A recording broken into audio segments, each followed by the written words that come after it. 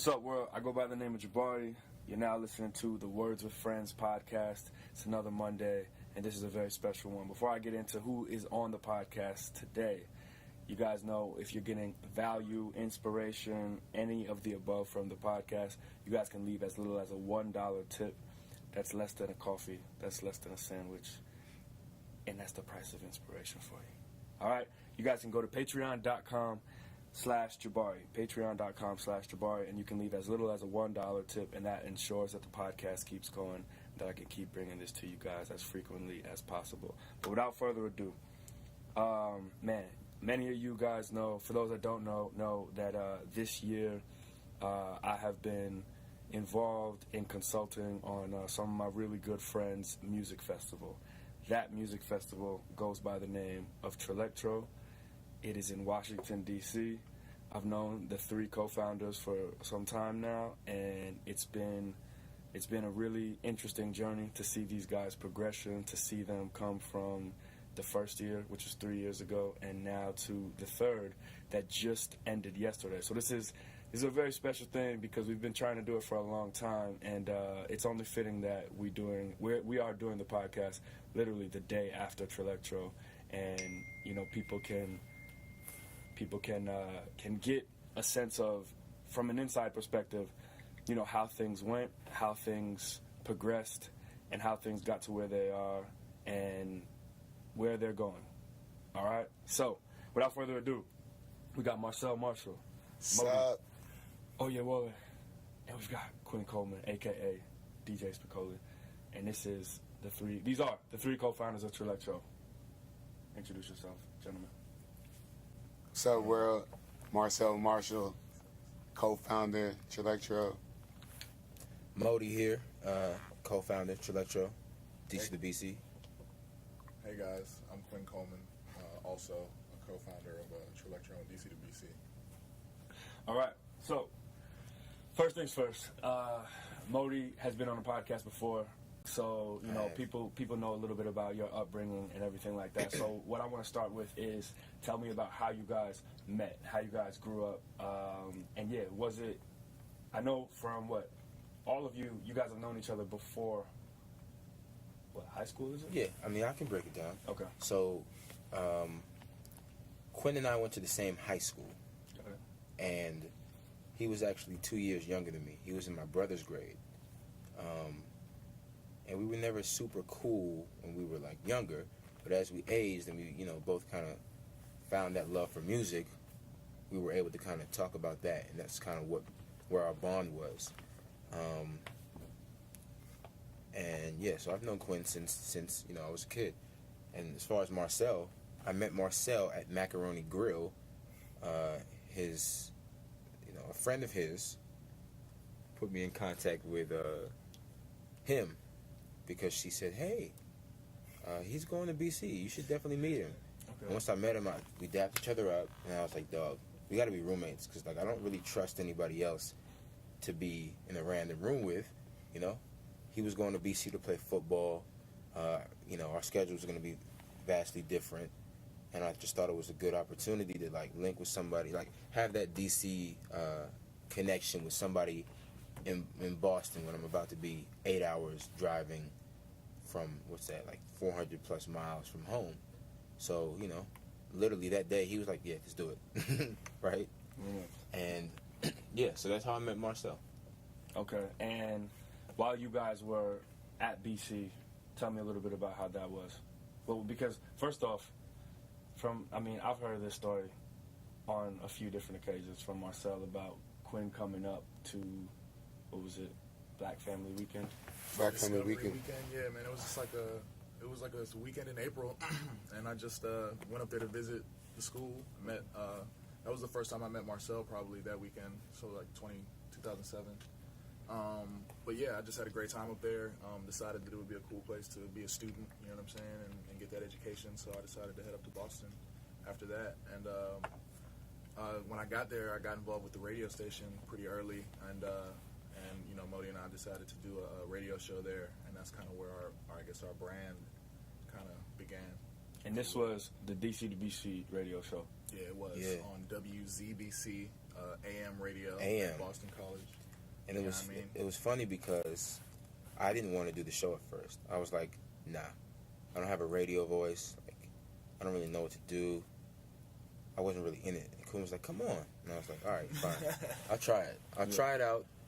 And I remember the first episode, because you had, been interning for like a semester? I had to do a semester there, yeah. I just worked on a show there with a couple folks, and then they let me do my own show, like on the late night tip, and yeah. That's what it was, man. So we had cool. that. And you knew you wanted to DJ at this point. Nah, not really. At that point, I mean, I got my turntables when I was 12.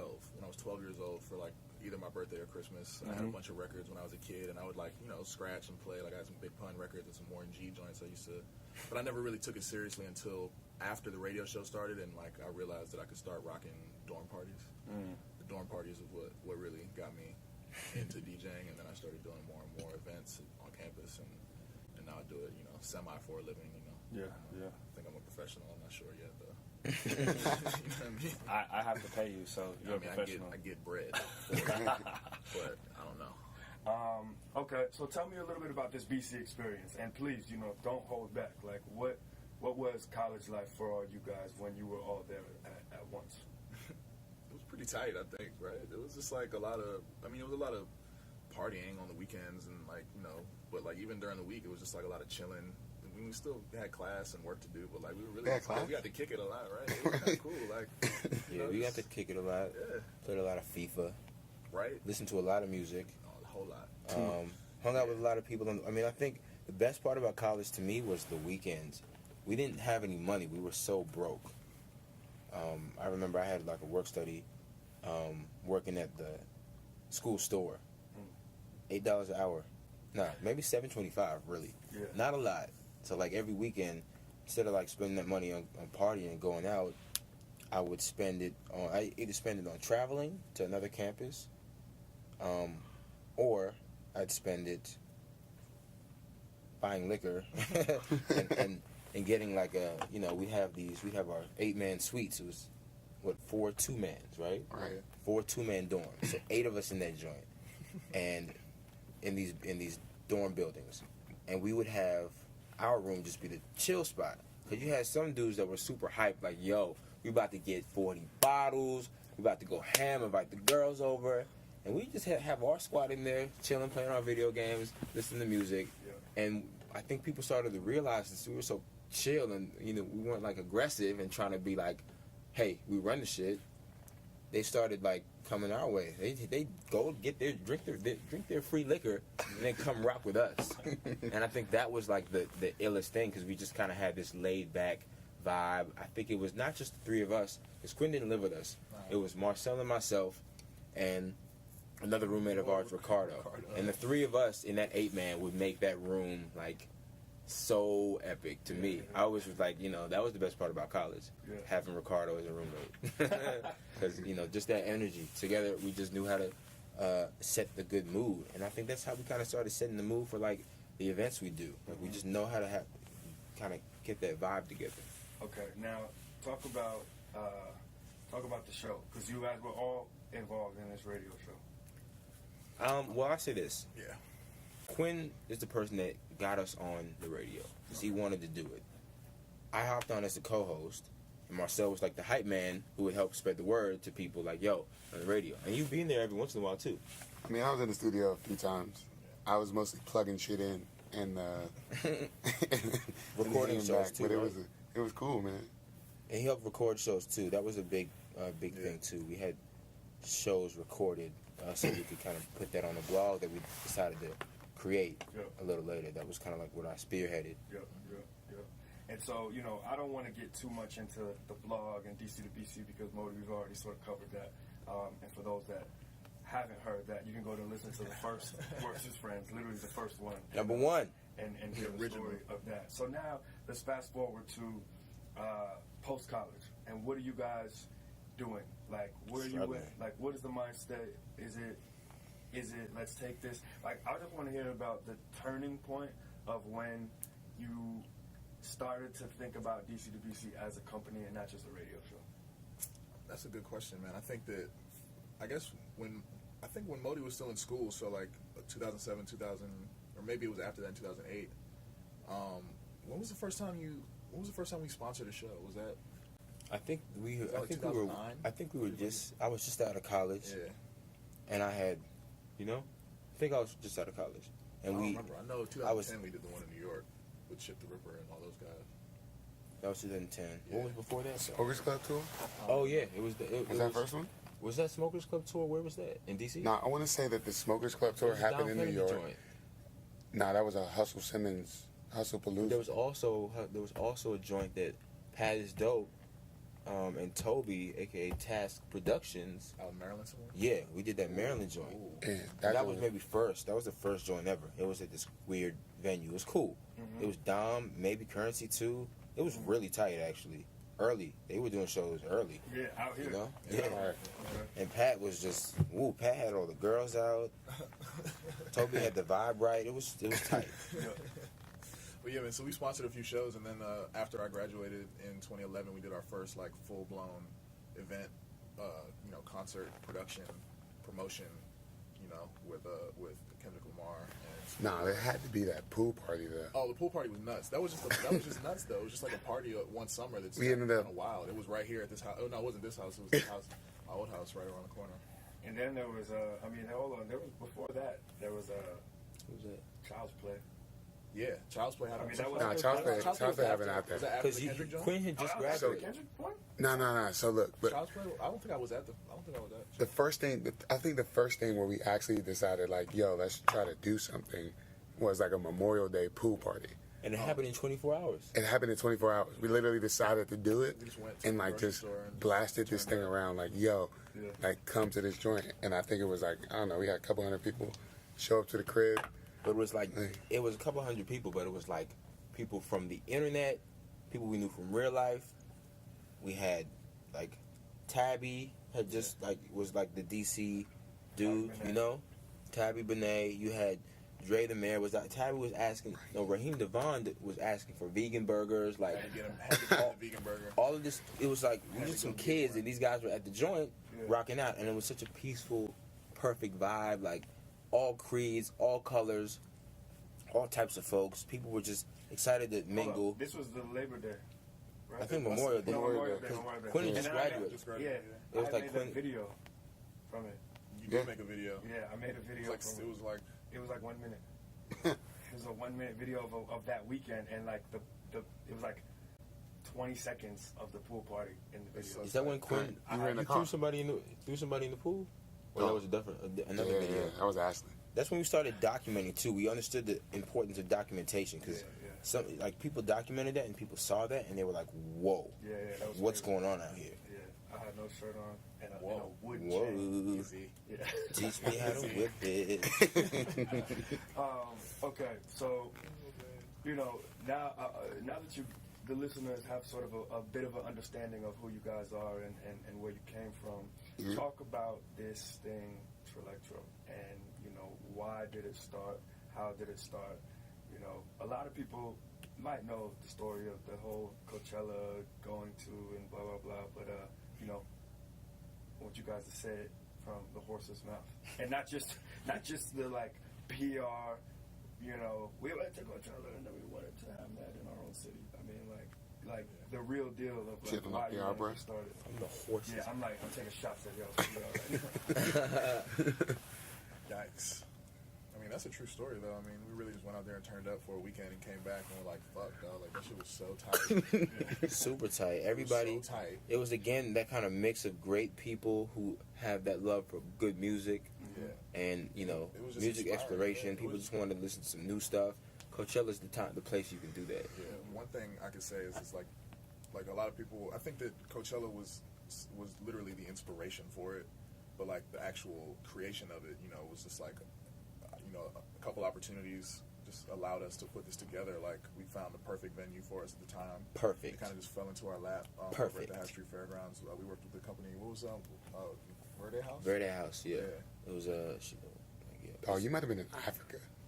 yeah. were you in I, Africa? I, Part of that- I was part of in that Nigeria first for like I think June or no May, but we were still working. We were Skyping and Yeah. or G chat video whatever, and emailing. We were in different time zones, but we still got it done. Still got emails out. Yeah. So We they booked basically that entire show crazy. with all of us in different places. In 4 months. It was like we put it together. We just like we had thought about. We came back. We were like, dog, what if we had our own festival? We like talked to some people about it, and like they were like, it's pretty tough to put together. Blah blah blah. Someone said we wouldn't do it. She was like, oh, come on, don't take it. Don't take Nah. it. I'm just like, I think that's the only reason I was like, oh, yeah, we're gonna do it. Yeah, it happened.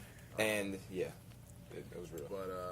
But yeah, man, we basically got this great venue. We linked up with this guy named Derek Lewis, who's our production manager, and like he basically showed us how to build the joint, and gave us like all the stuff we needed to do that. Like we work with him, to this day, and we just made it happen. Like we booked all the artists, year 1, year 2, and year 3, and just promoted the joint pretty much. I mean, we definitely, I don't know, it's crazy. We just came back and just made it and just decided to do it. Decided to have this festival. So year 1 of the festival, that was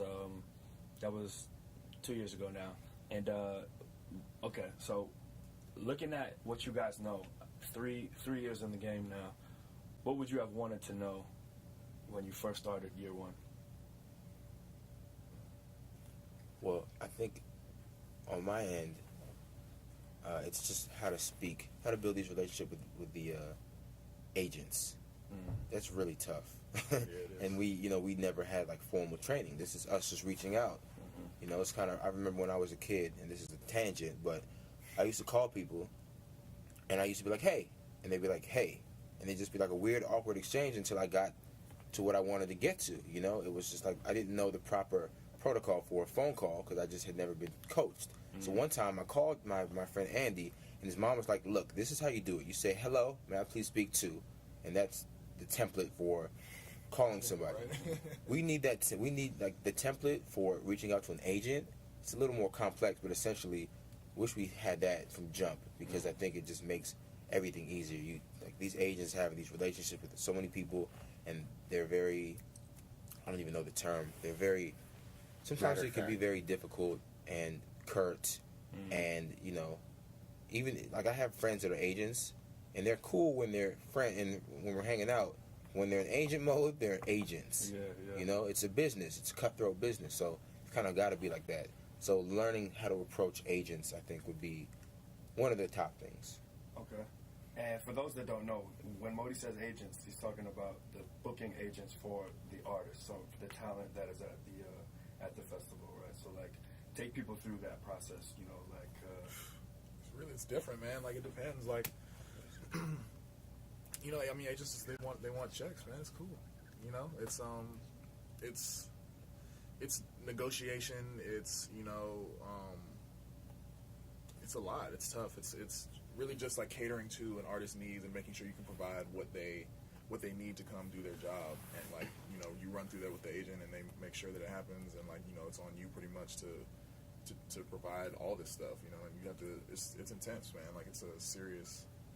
Right. I mean, you kind of got to put yourself in like the position of an agent, right? Like Right. you have an artist, and like that artist, whether that's your biggest, that's a money maker for you, and so you don't want to put that asset that you have at risk, like dealing with a janky promoter here or there, right? So the agent is basically the person who's vetting the buyer, right? And you as like a person who's putting on a show, you're the buyer. And so that's their job, is to just make sure everything is going to be on the up and up when their artist flies out. Because, the entertainment industry is a volatile sort of place. Like, people are changing agents every day and, like, moving to different situations. They're changing labels, whatever. So you want to make sure you do your best to sort of keep your artist on your roster. And so that process is, like, built. If you're a new person sort of jumping in the game, you haven't built any equity, or there isn't that trust necessarily. And so like year 1 is about trust. It's like these agents. Still is about trust. It's still about trust, but like they, I don't even think we could even like get avails or like, what's going on with like a top artist that an agent may have. What I mean, they'll test you out with like an artist that like maybe is not booked as often, and so. If you do well with that one, then you sort of get access to like the bigger ones, and like you sort of build on each other, and like, and so like it's a trust issue, and it takes a few years to sort of develop it, and then like after a few times, you get, you start getting that love. That, do you think you guys are at a place right now where the trust has been built with some of these agents and agencies? Nah, I think it's still a work in progress. It's always a work in progress. You know what I mean? We definitely have agents that we work with and that rock with us, but at the same time, it's the opposite. So, we still have a lot of work to do before we're able to just walk in the building and get these big acts for the I don't even know if it's even an option to really get looks when it comes to certain acts, because if it's someone like Kanye West, you need certain shit that's gonna make it cost however much bread, you know what I mean, it's right. just it's a serious business once you get to a certain point, and you gotta. Did you guys see that Complex article that came out with it was this Rates is how for- much it costs to book Yeah. your favorite artist? Yeah. What was that real, or don't know if I saw was it. it inflated? Were the prices inflated, or what? I definitely saw it. I think it really depends on what's going on. Right. I will say this. I looked at each artist that we have booked before, and the prices didn't match up. I won't say if they're higher or lower, but they didn't match. I think that I don't even know where they got that from. Yeah. I think there's always negotiation room. You got to just figure out, like I said, you got to build that relationship and figure out what they want, what you want. Like any negotiation. How do you make it work? Yeah. So, all right. So going back to why you guys are the inspiration from Trillectro. Do you guys? I mean, one thing that I talk to you guys about a lot is how big this is for the city, right? Like how big this is culture-wise. How big it is to have 3 young black men as the founders of this thing. How big? It's just big. It's just a lot of the things that we all do as professionals and creatives in this industry. A lot of times when you're so in it, you can't see the impact that you're making. You know what I mean? You can't see how you're affecting other people's lives, whether it's by leading by example or whether it's just by providing that entertainment that people don't get anywhere else. You know? So do you guys, or did you guys rather, in the beginning, sort of set out to be this staple thing in DC, this thing for the city that it could call its own, and yeah, are you guys thinking about that, now? I think so. I mean, I think that we wanted to do it really just definitely for the city, but just for the culture overall. We just love music, and to be able to work in an industry to work in the music industry or the entertainment, it's a blessing, and it's awesome. We're talking about booking some of our favorite musicians for concerts, and that's dream level stuff sometimes, and I'm appreciative to be able to do it, and I just want to do do it and give people an opportunity to come experience the music that I believe in. You know what I mean? And I think that's the best part about it, and the fact that I can do it in my hometown is pretty tight. And I think that we want to keep doing that for our friends and family and everyone who has anything to do with our upbringing here, and all that. It's just why not? Ditto to that. I think in my eyes, I've always said, hey, I want to make an impact in the city that kind of raised me and the place that I call home, so it can kind of just make that impact, and what better way to do it with a festival. I mean, we all now live on the West Coast. We're bi-coastal. Yes, sir. And it's awesome to have this kind of keep us tied to the city. So we've got to come back here and represent, for the city. It's a reason to always come back. It's a reason to visit. I love I love the fact that we have that going on here. I mean, I agree. I think it's an opportunity for us to sort of showcase our city and the culture that lives here.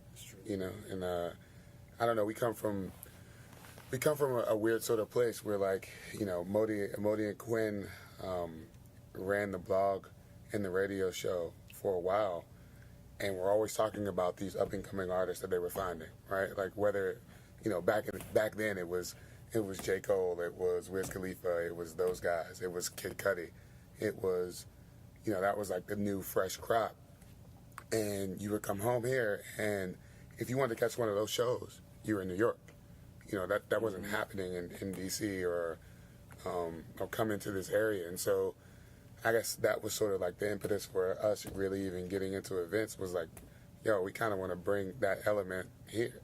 This is the music that we enjoy, and we're blogging about why doesn't that tour route here? Why can't we see that in real time. You know what I mean? We don't want to wait till they're signed and they're 3 albums in to get that tour, and then we're listening to it in, you know, an arena somewhere. We want to catch that early 500 person show and like be able to tell that story and see the rise of it. And so, you know, that was a big element, a big piece of it for us, was sort of bringing that and exposing that, like, we can, like, the DC market can support that type of music, and there's a scene here, you know, that can support it. That was, I guess, the first sort of element. And then, like, you know, like I sort of echo what Modi says about having like real ties to the city because of it. So like Trillectro is helpful to us, you know, and the fact that like we can like be tied to the city and know what's happening on the ground, and people are like informing us because we have this platform, and like they keep us sort of in the loop even when we're not here. And so like just as much as, you know, other people may feel like Trillectro is helping the city or some cause, it's helping us. Yeah, you know. Yeah. So, you know, one thing, because I'm so tight with you guys, I get to see a lot of the behind the scenes stuff that people don't see. You know, so like whether it's Crying, the tears, yeah, like the arguments, fights, right? The crazy booking conversations. You know, the flip flops in the artists that have confirmed and then they don't confirm, and then all this stuff. The artwork, the video creation, everything. You know, so like there's just so much that I want to talk about in terms of that. Like, and what does it really take to pull this off? You know, I think a lot of people look at it, and now especially new venue, bigger stages, bigger artists, it's like, okay, look at that was a feat. But I think other people might have this notion that, like, you know, sometimes people just think, oh yeah, you're cool with that artist, and that artist jumped on the stage for you, and like, you know what I mean? Like, they don't really know how much work it takes. They don't know like how much work it takes to get this artwork as tight as it is, to make everything look in sync. You know what I mean? To make, I mean, like, how many times were we like going through that website and like making sure that everything was like, okay, no, this doesn't work. This, you know what I mean? Yeah, like it works on mobile, and like the experience on mobile, and like thinking about things from a marketing perspective as like, you know, a lot of stuff we may think about is like, okay, how would I use this? You know what I mean? How would all of us use this? Because when we're going to a concert, these are the things that suck and that we hate when we're buying a ticket. So like, you know, let's make sure to fix that with this. You know what I mean? So talk a little bit about that stuff and like the behind the scenes of some of these things that people might not even know. Like what's the hardest part that each of you could have to deal with that you think people don't even have any idea about? I think for me personally this year, the hardest thing about the event was organizing all of the just like the logistics for the performances, like literally figuring out, like we had 26 artists on our bill this year, and 27 yeah. 27, so like half of them say are from DC, so the other half of them are coming from wherever they're coming from. They're getting in at this time, and they need to be picked up at this time, and like they need to hit the stage at this time. And so like all that was the hardest part for me this year. But like for like I don't even know. I mean, yeah, I think there are a ton of like misnomers out there just about how the industry works, right? Like, I mean, obviously, like you have relationships with these artists on different levels. Like we've seen some of these artists grow. We're like, you know, we've been in touch with these guys. But like in any business, man, like if you're really about the culture and really about it, like you don't necessarily want that favor, you know. So what I mean by that is like if you're in this culture and you believe in these artists, like you're not trying to get the hookup for the low. You're trying to figure out a way like where everybody can eat, everybody can win. Like I want to be able to pay artists and pay them what they're worth. Right. You know, I'm not looking for the hookup, and so I think that's a part of it, and that's a big misnomer. Like you don't necessarily, or at least with us, I guess, is that like people, you know, see that like, you know, Modi's sort of an extrovert and Quinn as well, and like, you know, they might see the people rolling around with this guy or that guy, and like, yeah, that they will just hop on the stage for you, and maybe they will, but like that's not even an ask of ours. You know, it's like, look, man, let's figure out how to make this work so like it's beneficial for you and this other guy. And I think that what sort of makes Trillectro unique is that like those are the things that we sort of think about. You know, we want to make sure that like people can benefit in like every different way, and it's not just us benefiting or what particular agenda we're trying to push. But like the artist can come there and benefit as well. Like you can, Trillectro's unique because I always say this, but we're definitely like a part of the culture that we are trying to appeal to, or like the people that like are in our demographic. We're in that demographic as well, which is sort of unique in terms of like a music festival. So like we want to see those epic moments. You know what I mean? Like when Quinn books the Migos, he booked them because like he actually listens to their jams and all the time, literally all the time. He almost kind of looks like a Migo, and so right. More clean cut than I am. Yeah, they're a little more clean cut. Well, So, yeah, I mean, they also wear way different clothes than you. Dog, pretty different, man. But I need to get my jewelry game up if I'm gonna even come close. oh, they got racks, Yeah, a lot bands. Nico. They also got a lot of people they gotta travel with, though. You know what I'm saying? So that's the thing. You know what I'm saying? you gotta make sure you take care of the squad. You gotta Like, do it, man. You gotta show the love, man. And hopefully Right. you get it back. yeah. And it's So in the form of an awesome performance for people. You know? I'd say, as far as, you know, in my eyes, on a high level, it would be leadership and teamwork. You know what I mean? Because at the end of the day, like, you got to have somebody that has a vision and knows how to, like, compartmentalize and organize and see strengths in people and let people kind of rock and delegate. And I think that we all have those abilities. I think, you know, we all have those abilities, and I think we do a good job. I think we do a much better job. I think, you know, Could always be better. yeah, But could always be better. understanding, I think, is the first thing. Understanding that is a challenge that needs to be it's like a 12-step program, addressed. Yeah. And y'all only on number 3. right? No, we are number 4. I think he kind of hit it on the Yeah. Number 4. I'm saying we got a lot of steps left, man. No, but not to cut you off, Modi. Continue though. Yeah, no, I mean, that's really it. I think that this year it was interesting because it took a minute for us to lock down the venue because we had outgrown our last venue. So also I had moved to Portland. Previously I was on the ground. I was able to do a lot more in certain aspects. But then I got a full-time, right? And to juggle a full-time and Trillectro at the same, you know, it's difficult. Not making it an excuse, but it's just like if that's what you're dealing with, you have to understand how to kind of manage both. And that was, you know, took a minute. It's still taking a minute. I think, you know, but yeah, again, to reiterate, leadership and teamwork are two big things, I think.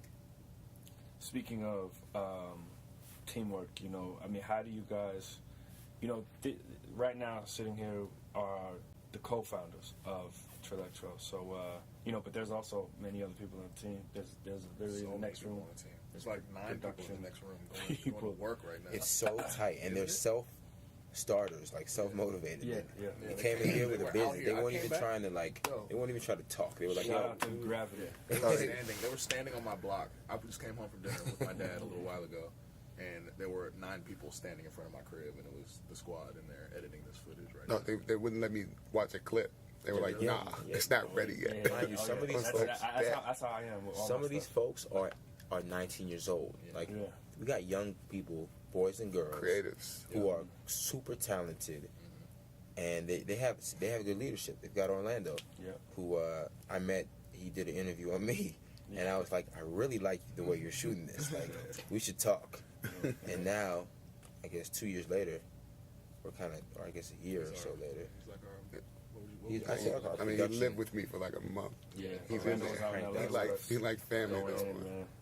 And he's also a young guy, you know. It's just he's also part of the culture. Started shooting videos. I mean, he has a Words with Friends podcast as well. Yeah, he's on Words with Friends as well. And he's, you know, he definitely, you know, he's a star. He's a lot of the reason why we've got such good content. Yeah, for sure. Also, I'd say Marcel. Yeah. I think the awesome thing is like another thing I'd say is necessary is stepping up when it's needed. And I mean, honestly, I really give a lot of credit to Marcel because he kind of took the sacrifice when we both took gigs. He decided, you know, he realized like, yo, we got a lot of stuff to do in the next year. Because you know, honestly, at one point I was like, I don't even know. Like, I'm not sure if I can really do this. I don't know if I can really do this because it's a lot of work, and I just took a gig that's also a lot of work. So Marcel stepped it up, or it's not even stepped it up. I'd say stepped up and filled the gaps. One gap, we used to outsource everything as far as graphics being created. Yep. Marcel took it upon himself to learn how to design. He just got the Adobe suite, and worked at it, and we didn't have to spend money on, some designer that we couldn't rely on. We had a dude in house. Yeah. I just had to feed him burritos, man. Yeah. So you gotta do. Give him. There's like a legit taco truck outside of my house. It's like, yo, want me to flip that Photoshop, Brett? It's about the barter system. It's about the barter system. And Quinn is a DJ, so when it comes to like dealing with music, we're hip. We know what's going on with music because he's a DJ. He has to be close to the culture. Yeah. So we don't have to we're not outsourcing that kind of stuff. We know exactly what's going on in that realm. So I don't know. Yeah, man. I mean, what? Talk a little bit more about that, right? So, like, let's talk about the science of picking these artists, right? Because personally, looking at it, I think that every year the bill has gotten better and better and better. And I think most people would agree. But you get some people, social media, like, like last year was better, blah blah blah. This was better, blah blah blah. But from what I can see is, this year especially, it was a team effort in picking these artists. It's like we would just be throwing all names in the pot, saying, hey, this person, like, and sometimes stuff would be way off, but like everything I think that everybody suggested to the group on who should play this year was like, was pretty on point. So like, what talk a little bit about the process of like, that how we went through that, the artist selection. The first step is you have to find out who's available. Like you have to pick a date, find out who's available. So that kind of already that's a lot of people instantly, right? Like you can have a dream list, and that list will be your list will be crushed. Nah, not half. Almost everything. You know what I'm saying? Like you can get rocked by one summer tour. You know what I'm saying? It can just rock you and like have you. This year was Wiz. That Wiz tour had us like. Ooh. Every artist we really wanted was on that. So on that many, Wiz tour. Yeah, man. Like we really wanted to rock with some of those guys, and maybe hopefully in the future we can make that happen. But it's really just about who. I feel like it's about who we like and who we're into, but also like one of the things about Trillectro is we want to showcase emerging talent that is pushing the boundaries and converging cultures and like taking and really just killing it. Like, and I think everybody on our bill is somebody who's been doing that. Like whether it's you can pick anybody, Rome Fortune, like who's just a beast. He's like an awesome rapper from Atlanta, working with a lot of awesome producers from all over the world. You know what I mean? And like, why not give him an opportunity to showcase what he's doing? And like everybody we pick is someone we believe in, we rock with, we like their music, we listen to it. Like we don't take money for artists. We don't take bribes. We don't like if someone's in my ear like yo, you need to do this. There's no chance that I'm listening. In fact, it even turns me off to being open to that person. Yeah. I think we do a really good job of curation. Yeah. And I mean, sometimes there's artists that I wish we had booked, not because they not necessarily because they have a hit or they've blown up, but sometimes there's so many. The music landscape is crazy. There's so much talent. Yeah. And it's you can only fit so many people in the bill. The worst thing is to overcrowd and not let each of these artists really show what they've got. So it's like there's a delicate balance you kind of have to find. Yeah. What talk a little bit about this year, right? And moving to this new venue. You guys went from a venue that what capacity was? I don't really know what the real capacity of that place was. Of the old venue? I don't even want to put it out there. I mean, I think it depends on a lot of things, like what you put in there. But I'd say it was about like I don't know what. We don't know. We don't know. I think we reached capacity. I don't think we. Yeah, I think we did. We nearly reached capacity. Yeah. So, I mean, just a ballpark, right? Like 5,000-6,000. I think. In the old venue. It depends. I think you could fit around 8,000 in there, rocking comfortably. Okay. A little tight. It'll be intimate, to say the least. But that's what we saw in there. That's about what we had. That's what you had Truth in be there. told. So for year 2. Now year 3, you go to a venue, RFK Stadium, the festival grounds right outside of the stadium. Now this place, we're talking, I mean, how many can that hold? Whole new ball game. Nuts. We don't even really You know. can scale. It's scalable. It's If you want to scalable. do 20,000, you can. If you want to fence off the space and kind of make it a more intimate experience, you can do that as well. Mm-hmm. We had it for what? I mean, I don't even know what we had it for, but there was a lot of space in there. Yeah. But a lot of people enjoyed it more because there was more space to roam. Yeah. I mean, But other people, felt the opposite and wished Yeah. that it was more, intimate. And like, the coolest thing about Trillectro, I think early was that like, everybody who comes had to kind of interact with one another because of the way that the fairgrounds was set up. But Yeah. you also can't cram too many people into a space that Yeah. So it's just it's all good. Like, the fairgrounds worked for us. It was great. But I think RFK gives us a lot of room to. So what's up To next year? finesse. Are we gonna keep it RFK? I think RFK is awesome. Yeah. They've got a great team. Mm-hmm. They've got built really an helped us out. infrastructure. They taught us a lot. Yeah, they taught us a lot, and at the end of the day, like, I think it's. I think the biggest thing, I think Marcel mentioned this the other day, is there's a learning curve with every venue you go to as far as logistics. And now that we've had a good run at it this year, it was Derek, I think. We had a good run at it this year. We can improve upon it. We've seen how it works. We can make it better. It doesn't make sense to move to a new venue. Plus, we like it here. It makes And the sense. coolest thing about it is like Metro accessible. They give us the space and we can create it. Like we can create whatever we want in those on those grounds. So like, it's exciting to have that room. Okay. Growth. So let's talk a little bit about day of stuff. So you guys wake up super early, way earlier than I me. didn't sleep. Yeah, okay, I'm sure. I tried to get up early, but because of colors, after the pre-party for Colors. Can we talk Collectro. about colors real quick? Colors. Oh, How man. Chase B Colors. was in that joint. Yeah, And who Chase else? B And killed Rome. it. DJ Money was Dog also Money in was there. on the joint. Oh my god. Yeah, it was insane, man. It was Oh my insane. God. We had 350 people come through.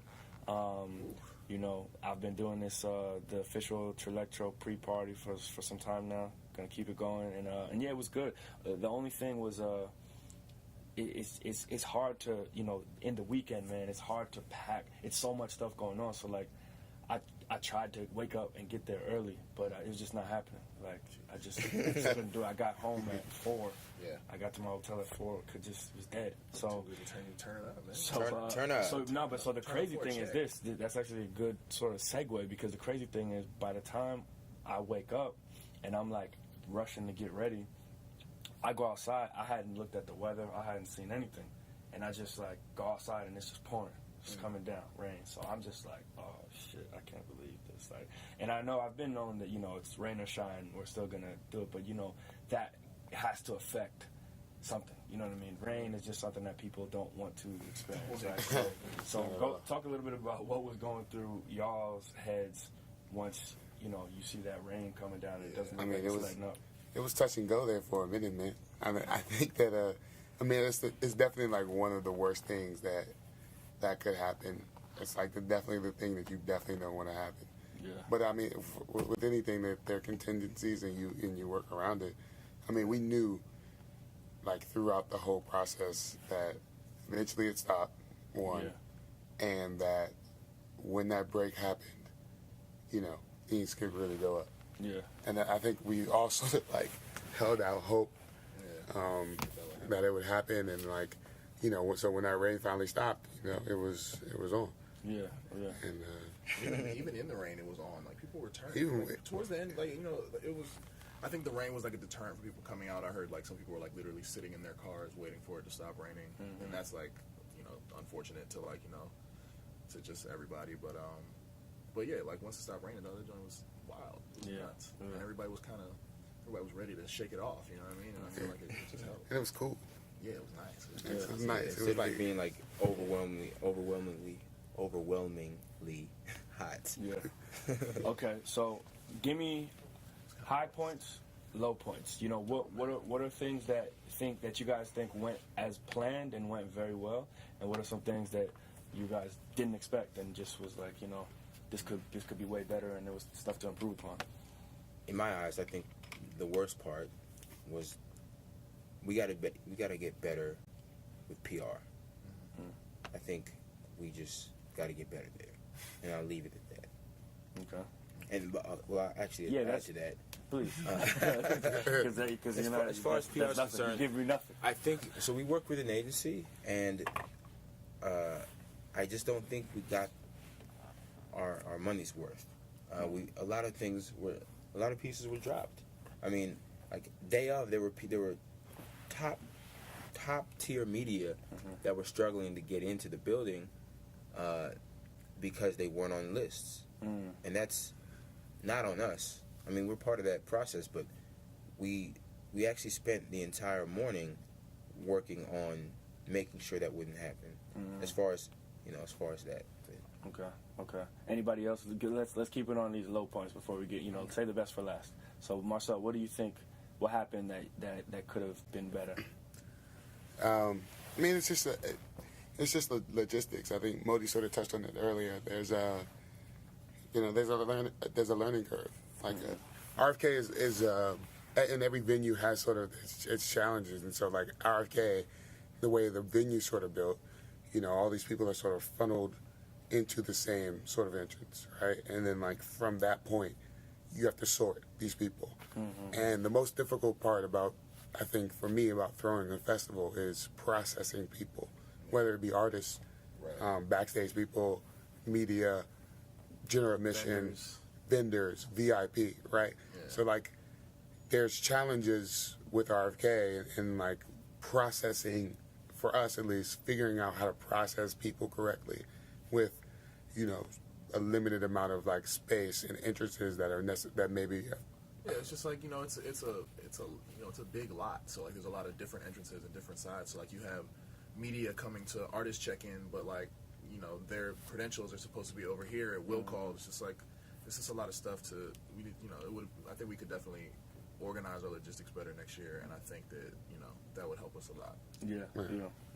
I mean, this is natural things. I think things that growing pains, things that you figure out, you take notes, you debrief, and then you don't make the same mistakes again.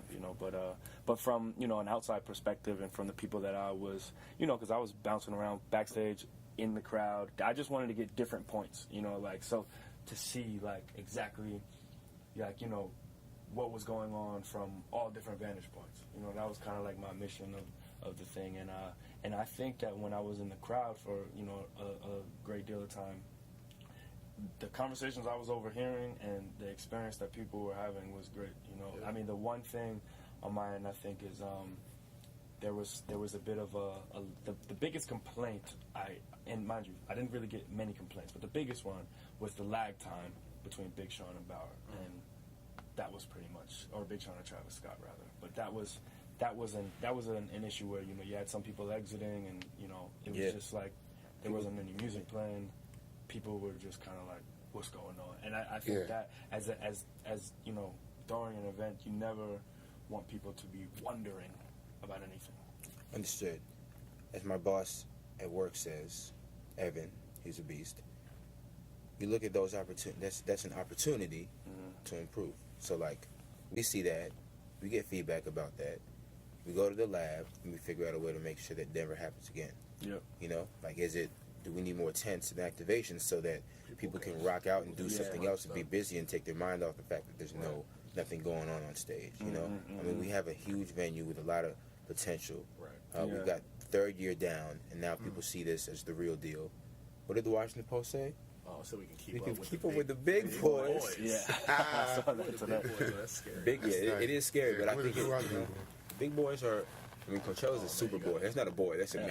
That's a grown man. That's Mr. Miyagi. That's 2 weeks. Is that That's a lot of God people. level? Is that I don't God even level? know. I don't know if we can keep up though. Maybe we Nah, can. never say stuff like that. We can definitely keep up with the big boys. We gotta get up. We're en We route. still gotta get up. To We're on the big right boys. path. Super big. They didn't say super. You said super big boy.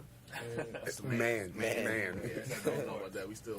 We're like tweens right now. Okay, cool. And so now let's get to high points, man. I mean, first I'll just start it off, man. Yeah, go you take wanna that steal one. it? You want that one? All right. I'll take the positive. For me, the best part was, man, I think it's Travis Scott. I think the best part was Travis, and you know, I know there were some issues outside of the performance. I kind of love to talk about that. And yeah, we absolutely can. But you know, Travis, as a performer, man, this guy commands the crowd.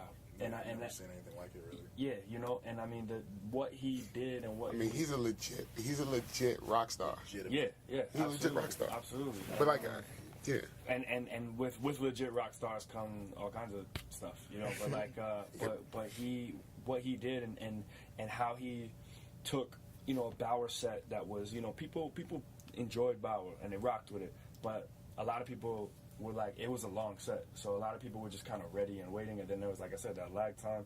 But what Trav did when he just came on that stage and just was like, yo, this is mine for the next 15, 20 minutes, I think that just set Trillectro off. Mind you, he was a surprise artist. And he was a surprise. So no one knew he was coming, so when he hit the stage, people freaked out. Yeah. So talk a little bit about you know, what you were going Well, to say. it's so crazy. The entire situation was so crazy. I don't even know how deep I want to get into Get it. into it. not that deep. You don't have to be that deep. I'm going to keep it high level. In short, he freaked us out saying that he wasn't going to come because he was in Mexico with Kanye recording, and he was at the airport looking at his airplane about to let it rock. And I saw he was texting with someone, and I saw the text stream, and I was like, whoa, this dude's like, wow, like he's really about to just stay out there and work with Kanye and potentially, you know, will definitely miss the show. And, you know, long story short, that was the big issue. Freaking us out like that. All of a sudden, you get a call like, yo, he just landed. He's on the way. It's like, Yeah. you know? Exactly. And it's like, what? So then we had to clear the trailer out real quick for him, figure out where to, you know, how to set everything up. And then he hits the stage like he didn't even miss a beat, like he was always coming. Secretly, I think he just was like trying to freak everybody out because, you know, at the back end, you're freaked out. We're all worried, and he comes out and kills it, and we're like, because there's people, not gonna call any names, that were like, yo, I don't even care anymore, man. Let it go, let it rock. And I was about to cry. I was like trembling because I was like, man, he was on our set last year, and he bodied it. A lot of people, even those that were unfamiliar with his body of work, were like, yo, who was that? And that is a star. When you can do something like that to convert people off your live show, which is rare. Most artists can't perform live. Travis Scott thrives as a live artist. And I mean, he's definitely a diva, or I guess a divo, but it's kind of awesome. I like it in a weird, twisted, sick way. Everything about it. Talk a little bit about how he, you know, for those who didn't have the pleasure of going to Trillectro, about, you know, what he actually said to the audience. Oh man, he basically just incited almost like a little mini riot on the stage. I would say less of a riot and more like, yo, I care only chaos. about my fans. Like, this is about you guys. He started doing this new song called Mamacita, and like there was the pit area with all these people that somehow finessed their way in there. Well, a lot of them were media. Sure, okay, media, quote unquote. Yeah. And these people weren't hype. And he was like, yo, he stopped the show. He said, yo, get the fuck out of this section. I want all my true fans up in here. He said, hop the fence. Get over the fence. Get in here. So you say something like that, everyone's like, it's like the best thing in the world. So, you know, literally, people were scared, and the media and the folks in the pit dipped because he was like, yo, get the fuck out. Get the fuck out. Right? And media and everyone dipped. And fans, I don't think they can actually hop the fence. So he actually went to the fence and hopped to the stage and stepped on top of the stage and let them hold him up while he started. Well, not on the stage, on like the barricade. He was on the crowd barricade. He was you know, in the crowd, just like touching. Because there's that gap, you know, that we have to have for safety reasons at the pit.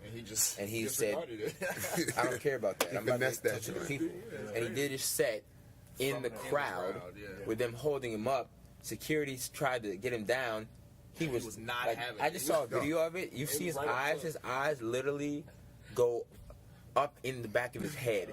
He just has all whites, and he's looking at security like it's just insane. So crazy about talking in third person, like security saying Travis Scott can't be where he wants to be and can't go where he wants to go. It's like a wrestling match. It was so crazy. So like I'm telling you, everyone hit my phone.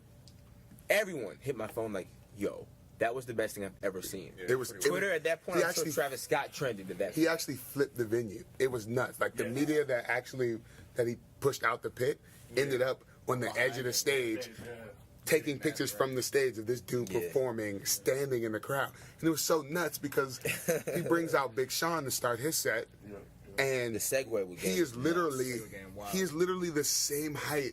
He's standing in the middle of the crowd, the same height as Sean. So they're rapping. They're 15 feet away from each. Right. Yeah, on the elevated stage. So they're 15 feet away from each other, literally looking at each other, rapping this thing with 10,000 people looking at them. It was insane. I don't think I've ever seen anything like that. I'm waiting for this video guys to cut up the footage in the other room. They want to be watching.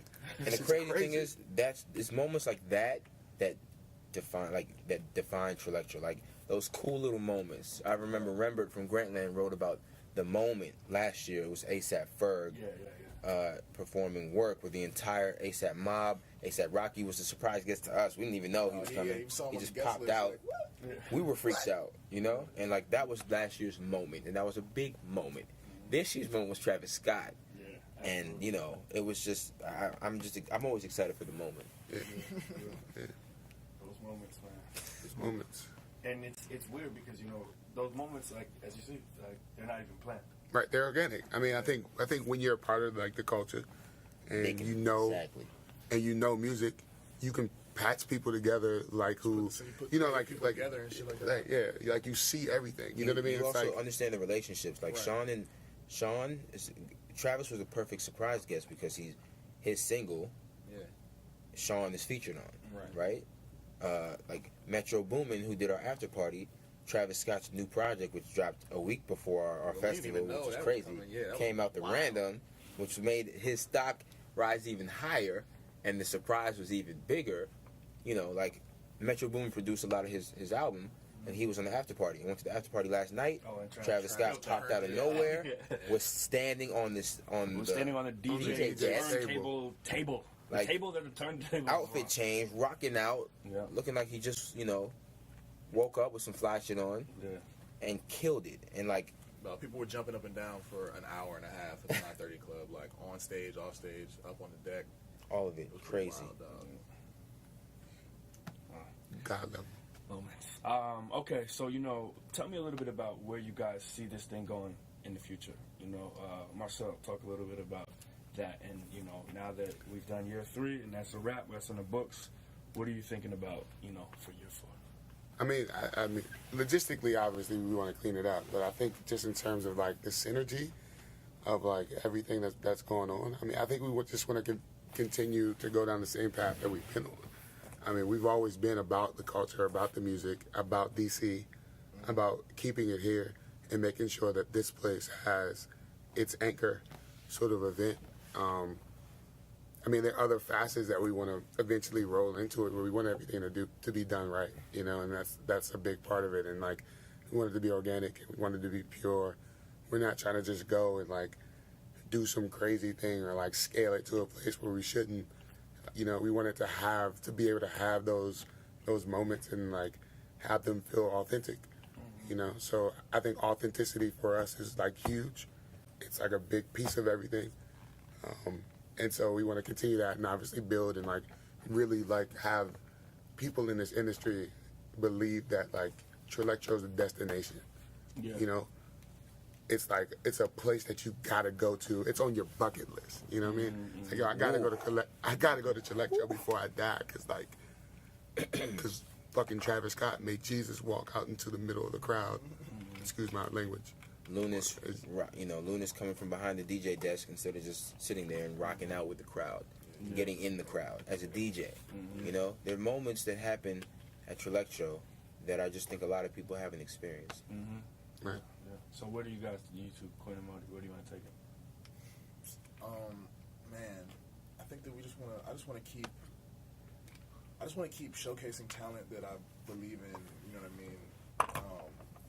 For my friends, you know what I'm saying? And I want to also grow to the point where like we can start to book, acts that are like, legendary, you know what I mean? And kind of like also, show like kind of where all this came from. Like if we could Bridging start to that book gap. some of our, some of the people that we grew up listening to, like that kind of laid the foundation for this whole situation. Like that would be ideal for me, and I think that's the type of growth that I'm thinking of. And then size wise or the time, like maybe 2 days, maybe make it more of an experience that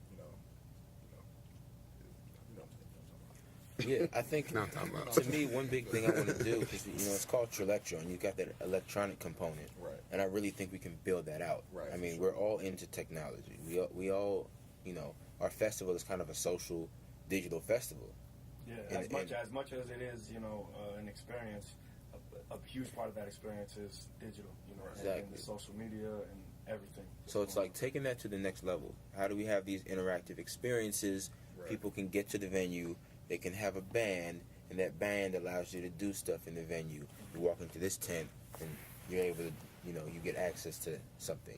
You can start to buy stuff with that band. All types of crazy things. We go to big festivals, and you see the installations that a Coachella or Lollapalooza has, the art stuff. Like, I want to get to the point where we're just a little bigger. We've got more budget to kind of build out the experience. And people can be like, wow. Because I think every year, people have been like, whoa. Right. First year was like, whoa, this is happening here. And the second year was like, whoa, they've stepped it up from last year. And this year, it's like, what? Whoa. Right. It's not a wow yet. It's a whoa. Right. Yeah. I mean, we got compliments on our light show this year, and I think that's pretty tight. But I think definitely building the experience, overall with the festival, but definitely like the production value of our stages and Shout out our to Derek, ability. yeah. Like I'm trying to have people walk out and be like, well, I don't even know what that was. That was I nuts. want to, Right. you know what I'm saying? Like, yeah, I've seen some festivals and like you can really do a lot if you got that production value. Yeah. So how do you guys?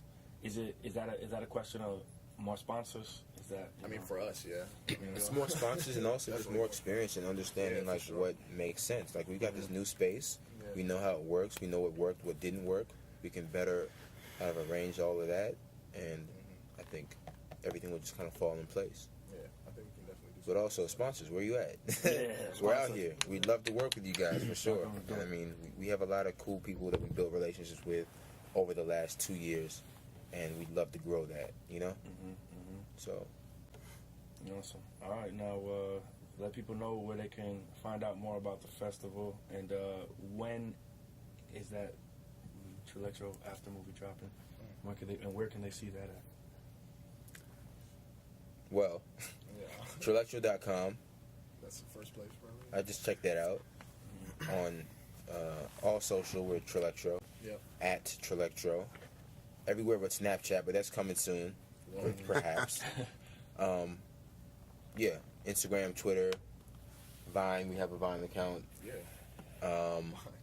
Yeah, we're on there. But I think the after movie work. I mean, we got people in the next room literally Chopping working it on up. chopping the work up. So hopefully it drops sometime next week. Cool. We're not going to give you a date yet, but it's coming soon.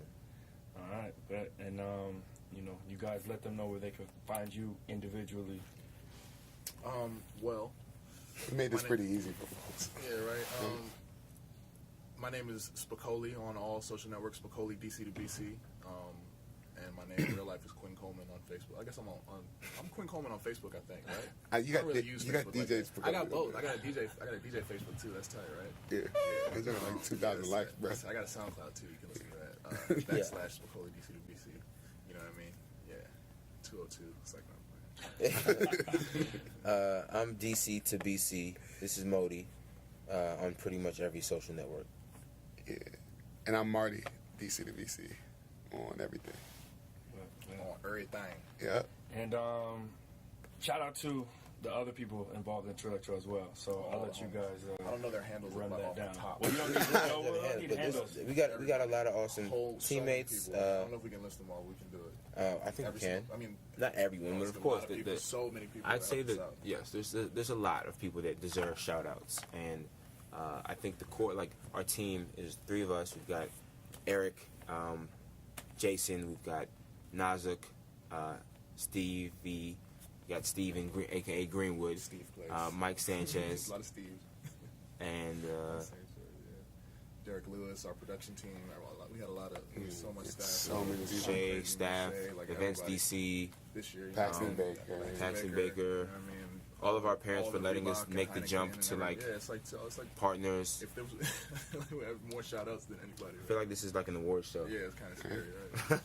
There's so But many we haven't people. won anything yet. Nah, you're right. Cool. And yeah, man, so that's pretty much it, guys. This Words with Friends. And I just want to thank you guys, man, for everything and, you know, letting me come on board and just get some involvement in it. Because, like, I think that what is going on now is, like, this conversation even is just, like, I'm just very excited to see what, like, this conversation is going to look like in 2-3 years. You know what I mean? Like, I feel like everything is just going to be in a different space, and we're just going to keep growing in all the things that we're doing. So, you know, man, Modi, shout out to you because you're the one who made this plug initially start off, man. So let's Hey, man, continue. Nothing. And yeah, that's another episode of Words with Friends. That was a good one. Like we said, you guys go to Trillectro.com for everything. As far as me, you guys can go to patreon.com/Jabari again and support the Words with Friends podcast. I'll put links to everything in the show notes. All right, peace.